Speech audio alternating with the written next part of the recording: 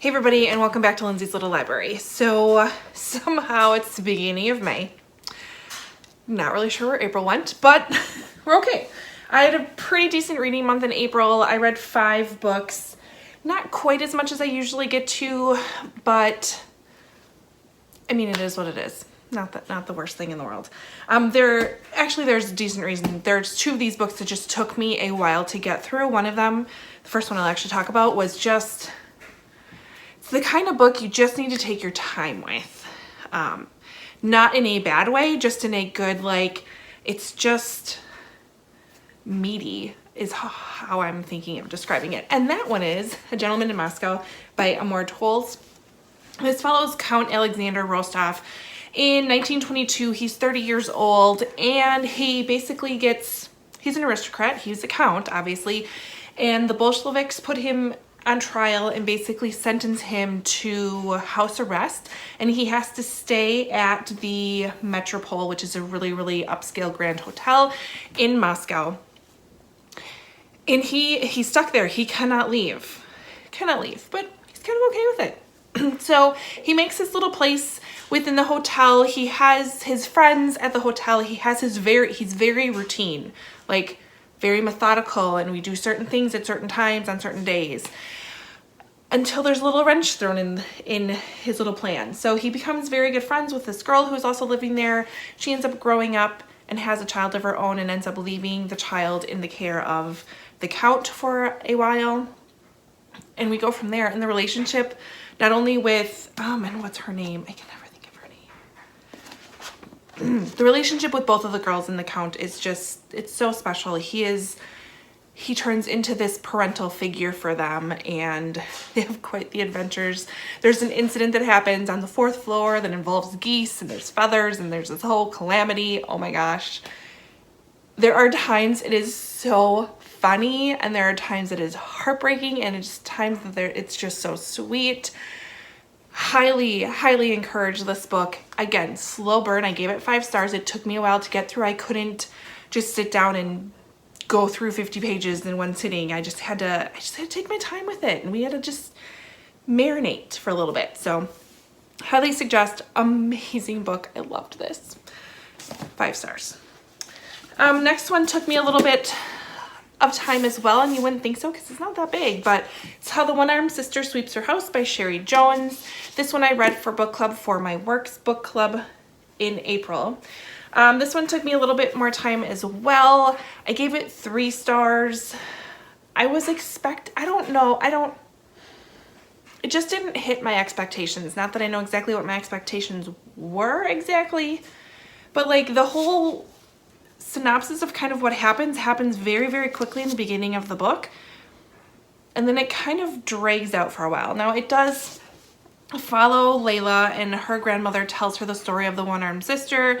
It's a very cautionary tale, basically like you as a woman have to be very, very, very careful and do what's right. Don't disobey your mother. And this all takes place on the island in Barbados. There is a murder that happens on the same night that a child is born. The child later dies, and there's this whole, and you know all of this from the flap. I'm not spoiling anything. That all happens fairly quickly. And then it just kind of petered out for me. It was fine. It was just okay. And I feel bad because I feel like I should have really liked it a lot more than I did. And I'm not explaining this very well because I don't even totally understand why I didn't. I just wanted more. I wanted more from it. I did. It was fine. That's all I have to say. If anyone's read that, can you just talk to me? Because I feel like I have to go through my thoughts a little bit more. Anyways, next one I picked up was The Ghost Bride by Yangzi Chu. This was for my in-person book club, and we met in person, and it was glorious. But this follows a Chinese custom that if a man passes, or if a boy passes away, and he's in a maritable age, you could still marry him to a living woman, and she's like his ghost bride. So it takes that belief and twists it a little bit, and I really enjoyed 83% of it. Really thought it was fascinating. I thought it was super interesting, and it dealt with ghosts, and I like, yes, give me all the ghosts. And then the end just went boom, boom, boom, boom, boom, and we're done. And I was like, wait a second, wait, what? So I gave it 3 stars, probably 3.5, not quite a 4. Still very interesting. Still, I think, not a well-known book. I guess I've never heard of it before, and it is a Netflix special, so I need to go and watch that. Maybe it'll change my mind, but if you're into like Chinese culture, Asian culture, definitely read it. I'd love to know what you think about this. And like I said, I loved the majority of the book, and just the end was just a little too quick for me. Otherwise, still very good. Next one I picked up was The Push by Ashley Audrain. Another one. It's like I had this month full of books that just mess with my mind, because this one majorly messes with your mind. Psychological drama about the making and breaking of a family and a woman whose experience of motherhood is nothing at all what she hoped for and everything she feared. Without giving too much away, we have Blythe. So we have a few different timelines. We're learning about how Blythe grew up. We're also learning about how Blythe's mom grew up, and then Blythe as a mom and her daughter Violet, right? Yes, Violet. So based upon her past, she's wondering how good of a mom she's going to be to Violet. She's very nervous about it, like any new mom is going to be. Like, are you going to bond with this child? Is there going to be a connection there? And Blythe is worried that she missed out on making a chance of a connection with Violet, and you understand learning about her past. So that's all I'm going to say about it. Very interesting. I read this after Audrey from Chapter and Converse read it as well, so we had interesting conversations. So me as a mom took it in a different context than Audrey did, and so interesting to have a conversation. So if you're looking for a book club pick, this would be definitely an option. Right away I gave it, well, I'm still teetering between 4 and 5 stars. I'm not sure which to give it yet. It reminds me of like All the Ugly and Wonderful Things, where like I was rooting for something that felt wrong, if that makes sense. So it just makes you think. Another really great book. I probably did not explain that very well. We're not having a great wrap up. It's okay. And then the last one I finished just in the nick of time on the last day of April is The Four Winds by Kristen Hanna. And I went into this knowing, and this is again for another book club. We actually meet to talk about it next week. Very excited to talk about it. I didn't know what to expect with this because I've been hearing a lot of mixed reviews on this. A lot of people saying it was really, really slow. It was so sad. And I'm like, well, it takes place during Depression, so I'm not expecting like happy-go-lovely. So I went in with really low expectations and was so blown away. I'm giving this 5 stars. I think it's fantastic. Is it the Nightingale? No, but I'm not expecting another Nightingale moment. Like, that's okay. Oh my gosh, it is, I just can't comprehend and imagine what this family went through. So we are following, this is Texas 1921, right at the beginning of the Dust Bowl. So World War I is over, land is plentiful, and then there's a drought. So Elsa ends up marrying Rafe Martinelli,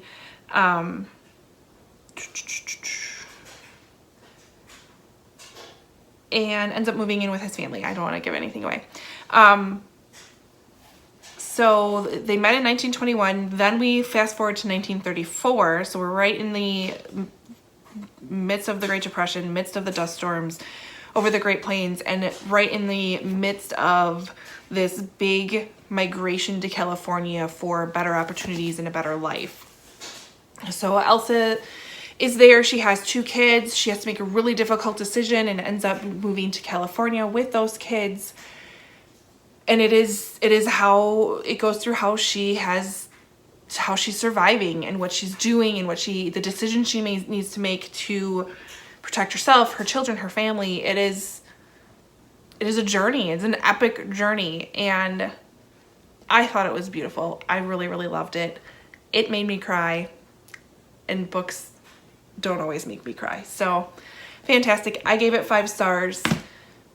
So I don't know if my expectations were just really, really low and it just kind of blew me away. Whatever. Regardless, I thought it was fantastic. So probably an unpopular opinion, but I don't care. I think you should read it.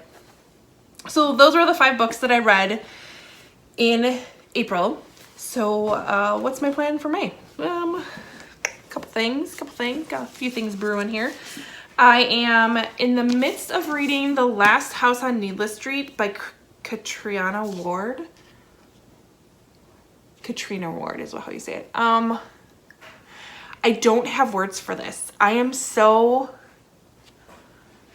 continuously ask myself, what the heck am I reading? I don't even know. So it's the story of a murderer, a stolen child, revenge. This is the story of a Ted who lives with his daughter Lauren and his cat Olivia in an ordinary house at the end of an ordinary street. All these things are true, and yet some of them are lies. So I don't know. You think you know what's inside the house, the last house on Needless Street. You think you've read this story before. In the dark forest at the end of Needless Street, something lies buried, and it's not what you think. I don't even know what I think right now. Oh my God, so good. And I am so glad. Again, I'm reading this with Audrey from Chapter and Converse, and if I wasn't reading this with someone, I probably would have put it down. But because I'm reading this with someone and we're able to like both say that we have no clue what's going on, we're both so invested in it, it's, I don't know, stay tuned. I don't even know what to think. It's crazy. I also started listening to Daisy Jones and the Six by Taylor Jenkins Reid yesterday. I am all of like, I don't even know, 40 pages into it. So far, so good. Hopefully it stops raining today so I can get out for a walk and listen to some more. Book club books I have this month. I have to read Dear Martin by Nick Stone for my workbook club. I'm thinking this should be fairly quickly. This follows, I believe, Justice. Is at the top of his class and set for a bright future, but none of that matters to the police officer who just put him in handcuffs. And despite leaving his rough neighborhood behind, he can't escape the scorn of his former peers or the ridicule of his new classmates. So he looks to the teachings of Dr. Martin Luther King Jr. for answers, but do they hold up anymore? And he starts a journal where he writes letters to Martin Luther King Jr. So I'm excited to read that one. I've heard really, really great things. My June book club pick is Every Last Fear by Alex Finley. I don't want to know anything about it, so it says they found the bodies on a Tuesday. That's all I'm going to tell you. Sorry. And the last one, Lost Apothecary by Sarah Penner. This is one of my 5-star predictions that I'm this round for Booklist's 5-star predictions with Sarah and Tia. We have decided we're going to do a kind of group read for the Lost Apothecary since all of us have this on our list. So we're going to host that buddy read on Instagram. So if you are interested in reading The Lost Apothecary with us, I believe we're reading this the week of May 15th, I want to say. Please leave your Instagram handle, your Instagram name below, and I will add you to the group. And you can join in and read this with us. We're all super excited about this. This is, oh my gosh, I can't wait. So this is a historical fiction where it says 18th century London, a secret apothecary shop caters to an unusual clientele. Women across the city whisper of a mysterious figure named Nella who sells well-disguised poisons to use against the oppressive men in their lives. Dun dun dun. I can't wait. And it's beautiful. So yeah, we're going to read this middle of May. If you're interested and you are on Instagram, because that's where we're going to host it from, we're just going to do, I think, a group chat, and it's all ready to go. So leave your Instagram information below. I will add you to it. I'm super, super excited to read this. We'll figure out the breakdown and how we're going to do that together once we're there. So Lost Apothecary is also happening. So that's 5 books. Who knows? That might be all that I get through. I don't know. We've got a lot of soccer. We've got a lot of football. And we've got a lot of basketball this month. May is always insane for us here because we're kind of in the midst of like spring and then summer sports seasons. So we embrace it. It's gonna be great. I'm gonna have a lot of time in the car. So we'll see how far I get. I don't know. Anyways, if you've read any of the books I talked about, especially How the Onearmed Sister Sweeps Her House, or The Push, or The Four Winds, and you want to chat about them below, let me know. If you want to be part of the Lost Apothecary group read on Instagram, let me know your Instagram name. Or if you just want to chat books, like, comment, subscribe, all that fun stuff. And I'll see you next time. Bye.